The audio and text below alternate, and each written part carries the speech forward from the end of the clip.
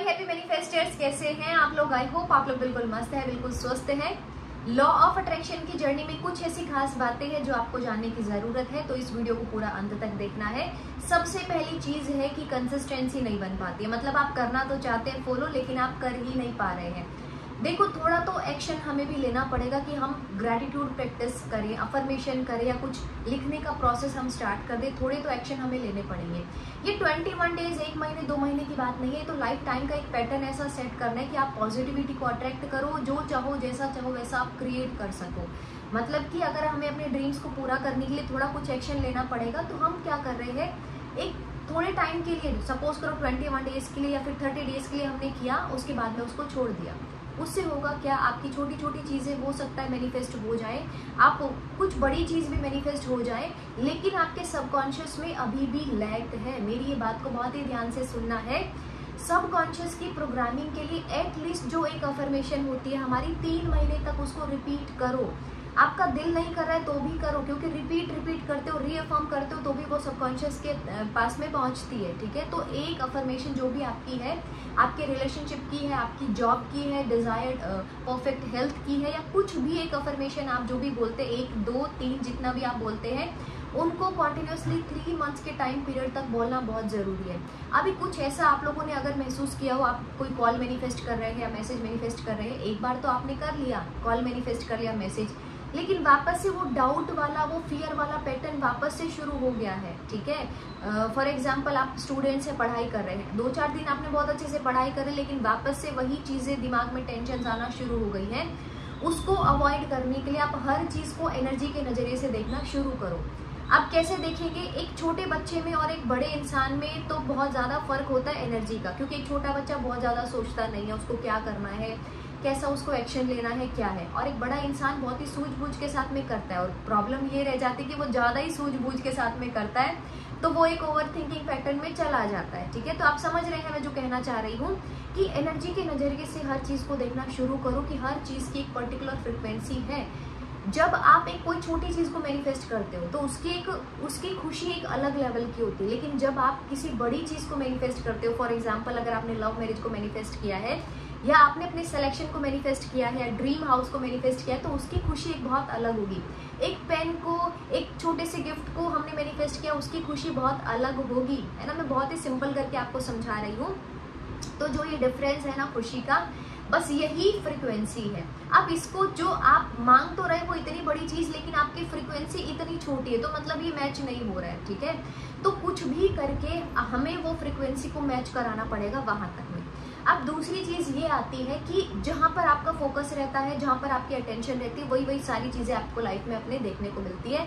तो मैं बहुत बार ये चीज सुनती हूँ कि हमारे घर में ऐसा टॉक्सिक माहौल है, ऐसा है, वैसा है, ये है, बहुत कुछ मैं सुनती हूँ कि हम तो बहुत पॉजिटिव होते हैं, लेकिन फिर माहौल ऐसा होता है ना कि हम नेगेटिव हो जाते हैं। देखो, एक बात है, जब तक आप मेंटली स्ट्रांग नहीं है, मतलब मेंटली स्ट्रांग होने का क्या मतलब है, जब तक आपको किसी की बातों का फर्क नहीं पड़ना, मतलब पढ़ना बंद हो जाए आपको किसी की बात का, या किसी की बात आपको परेशान नहीं करे, मतलब यहाँ से आप बिल्कुल फिट हो चुके हैं। आप यहाँ से तभी किसी की बातों को अपने दिल पर लगाना शुरू कर देते, यहाँ पर हावी होने देते, कि आप अपनी एक ऐसी स्थिति में भी नहीं होते कि आप खुद को संभाल पाओ। ठीक है, लाइफ का जो भी कुछ एरिया है उसको हील कर पाओ। अभी देखो, अगर आप इस स्टेट पर नहीं हो, अगर आपने जॉब, फॉर एग्जांपल आपको जॉब मैनिफेस्ट करनी है, जॉब नहीं है, आपको कोई 4 बातें बोलेगा तो आपको बुरी लगने वाली है। ठीक है, जॉब से रिलेटेड में कोई कुछ बोलेगा तो ऑब्वियसली बात है, बुरा लगेगा।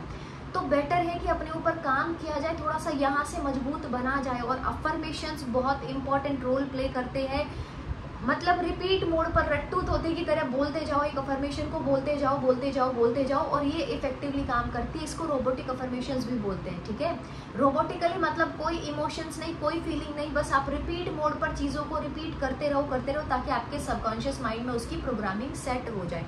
तो दूसरी चीज हमने जो सीखना है वो ये है कि कहाँ पर आपका फोकस है, कहाँ पर आपकी अटेंशन है, क्योंकि जहाँ पर अटेंशन होने वाली है वही चीजें ऑटोमेटिकली लाइफ में आने वाली। कभी तो ऐसा हुआ होगा ना कि कोई एक ऐसा फियर आपके माइंड में बैठ गया जा करके, और हफ्ते 10 दिन वो बैठा रहा है। ठीक है, उसने आपका चैन छीन लिया है, उसने आपकी नींद हराम कर दी, लेकिन कुछ एक पर्टिकुलर टाइम पीरियड के बाद में आप देखोगे वो थॉट वैनिश हो गया।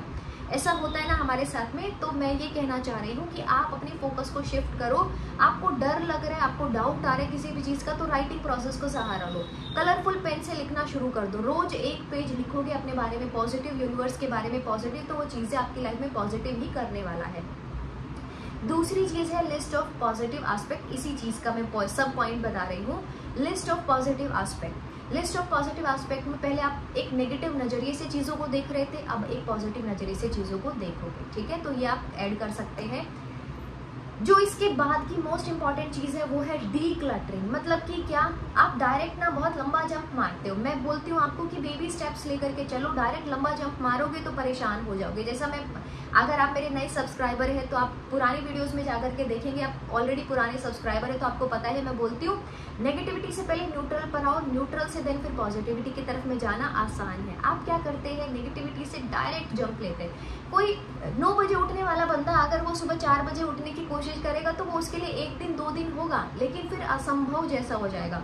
1 दिन 2 दिन मुश्किल से अगर उठ भी गया खुद को परेशान करके, तो वो वापस से उसी पैटर्न में चला जाएगा। वो फॉर श्योर है 2-4 दिन के बाद में, ठीक है। और वो उठेगा तो भी खुद को इतना हैवी, मतलब उसको इतना अजीब लगेगा, पूरे दिन उसका शेड्यूल इतना अजीब हो जाएगा। तो उससे बेटर है कि आप 9 से पहले थोड़ा सा टाइम को पहले शिफ्ट कर लो, ताकि माइंड को आसान लगे वो चीज़, ठीक है। तो छोटे छोटे जंप लेकर के चलो, बहुत लॉन्ग जंप मारने की ज़रूरत नहीं है। तो उसके लिए पहले जो ऑलरेडी यहाँ पर है उसकी क्लटरिंग होनी चाहिए, मतलब उसका डीक्लटरिंग करें। आप ये प्रोसेस को करें मेडिटेशन से, राइटिंग प्रोसेस से। यहाँ की सफाई भी होनी बहुत ज़रूरी है, ठीक है। जो ये इतना क्लटर भरा हुआ है ना, इतनी जो आपने बहुत सारे प्रोसेस से इतनी क्लटरिंग कर दी है इसमें, अब तो पूरा प्रोग्रामिंग में ही सेट हो गई है। तो उसको आप डीक्लटरिंग करें, मतलब कि आप जो नेगेटिविटी है उसको रिलीज करना सीखें। नेगेटिविटी को कैसे रिलीज करेंगे, होपोनोपोनो प्रेयर से। बहुत अमेजिंग प्रेयर है, बहुत इफेक्टिव है। इंटेंशन डाल दो अगर किसी भी मंत्रा में, कोई भी स्विच वर्ड में, तो वो बहुत अच्छा काम करती है। तो आप इस इंटेंशन के साथ में I am releasing all the negativity, fear, doubt, jealousy, anger, जो भी कुछ मेरे यहाँ पर है ना स्टोर, वो सबको मैं रिलीज करना चाह रही हूँ। तो ये इंटेंशन के साथ में आप होपोनोपोनो प्रेयर को करें। स्टूडेंट्स हैं, जॉब मैनिफेस्ट करना चाह रहे हैं या एग्जाम को क्रैक करना चाह रहे हैं, I am sorry, please forgive me, thank you so much universe, मेरा एग्जाम क्लियर कराने के लिए थैंक यू सो मच, मुझे इतना प्रोडक्टिव बनाने के लिए कि मैं अच्छे से पढ़ाई कर पाऊँ, सब कुछ बहुत अच्छा हो, ठीक है। तो होपोनोपोनो प्रेयर का सहारा लेकर के आप अपने आप को बहुत सारी चीज़ों से रिलीज कर सकते हो। अब नेगेटिविटी अगर रिलीज हो गई तो यहाँ पर बहुत सारे मैक्सिमम प्रोबेबिलिटी ये बनती है कि आप पॉजिटिविटी को ऐड कर सकते हो, जो कि और ज़्यादा इफेक्टिव हो जाएगी। तो अपनी होपोनोपोनो प्रेयर करने के बाद में आप पॉजिटिव अफर्मेशन जरूर दिया करो, ठीक है। जैसा कि I am healthy, I am wealthy, thank you for the desired job, I am very happy, I am very grateful, everything is working out in my favour. 2 affirmations तो बहुत ही इंपॉर्टेंट है। मैं बहुत लकी हूँ, सब चीज़ें मेरे अकॉर्डिंग हो रही हैं, ठीक है। ये इसके बहुत अच्छे फीडबैक हैं। तो ये 2 अफर्मेशंस तो आपको बोलना है, प्लस में आपकी मैनिफेस्टेशन को भी आप यहाँ पर ऐड कर सकते हैं। उसके बाद में मोस्ट इम्पॉर्टेंट जो चीज़ है, जो इन सबसे ऊपर है, वो है सेल्फ लव। अगर खुद पर ध्यान देंगे तो जो दुनिया पर ध्यान हमारा जा रहा है, बट रहा है जो ये ध्यान, वो कम हो जाएगा। खुद पर ध्यान देंगे तो खुद को बेटर तरीके से जान पाएंगे। खुद पर ध्यान देंगे तो खुद की सेल्फ इमेज को अच्छा कर पाएंगे। खुद पर ध्यान देंगे तो जो हर पल यहाँ से नेगेटिव टॉक चल रहा है ना, ये वाले प्लेस से हर दिन कुछ ऐसा चल रहा है और ये फिर आपको परेशान करता है, तो वो आप कम कर पाओगे। सेल्फ लव की अफर्मेशंस, अभी कोई बड़ी बड़ी अफर्मेशंस रखने का कोई वो नहीं है। मैं खुद से बहुत प्यार करती हूँ या प्यार करना सीख रही हूँ, खुद को रेस्पेक्ट देना सीख रही हूँ या खुद को रेस्पेक्ट देती हूँ। तो ये अफर्मेशंस को बोलना बहुत ज़रूरी है। लिखो अपने बारे में, कुछ तो ऐसी खासियत होगी ना आपके अंदर भी, जो आपने आज दिन तक में कुछ तो किसी के लिए अच्छा किया होगा। अपने लिए नहीं किया हो, भले ही से किसी के लिए तो कुछ किया होगा, तो उसको लिख दो कि देखो ये खास बात है मेरे अंदर, ठीक है। अपनी सारी स्ट्रेंथ को एक बटोरो, जो भी आपके अंदर स्ट्रेंथ है उस पर फोकस करो। प्रॉब्लम ये है कि आप 2 चीज़ें, एक स्ट्रेंथ है एक वीकनेस है, लेकिन आपका ध्यान ये वीकनेस पर अटका हुआ है। अगर आप थोड़ा सा शिफ्ट करोगे, स्ट्रेंथ पर जाओगे, तो चीज़ें बहुत बेटर होंगी। You are the creator of your life. ऐसे नहीं बोला गया है कि हम अपनी लाइफ के क्रिएटर है, एक्चुअल में क्रिएटर है। अपने विचारों से फिर थिंकिंग को चेंज करके आप चीज़ों को बदल सकते हैं ना। थॉट्स में और थिंकिंग में बहुत फर्क होता है। आप लोगों को लगता है कि सेम है, थॉट्स और थिंकिंग तो सेम ही है, लेकिन नहीं। विचार आया, आपने कहानी बुनी, उस प्रोसेस को आप थिंकिंग बोलते हो, ठीक है। तो ये सारी चीज़ें ऐड करने की आपको ज़रूरत है इस लॉ ऑफ अट्रैक्शन की जर्नी में। कदम बढ़ाओ आगे, अभी कहाँ लटके हुए हो, कहाँ बैठे हुए हो, थोड़ा सा कंसिस्टेंट हो जाओ आप लोग। हर बार मेरे तो सेशंस में निकलते कोर्सेज के कि आप एटलीस्ट कंसिस्टेंट होकर के चीजें कर पाओ। तो अपने ऊपर ध्यान दो, चीजों को बेटर बनाओ, अपनी लाइफ को बेटर बनाओ। पीछे सिलेक्शन नहीं हुआ लेकिन अब हो जाएगा। रिलेशनशिप बेहतर नहीं था लेकिन अभी होगा, क्योंकि आप उसके ऊपर काम कर रहे हैं, आप अपने उस एरिया को हील कर रहे हैं। वीडियो को लाइक जरूर करना है। अगर आप नए हैं तो चैनल को सब्सक्राइब कर सकते हैं। Thank you so much everyone. अपने आप को हील करो, आगे बढ़ो, लाइफ में अच्छा अचीव करो। Thank you so much everyone. Love you all, bless you all.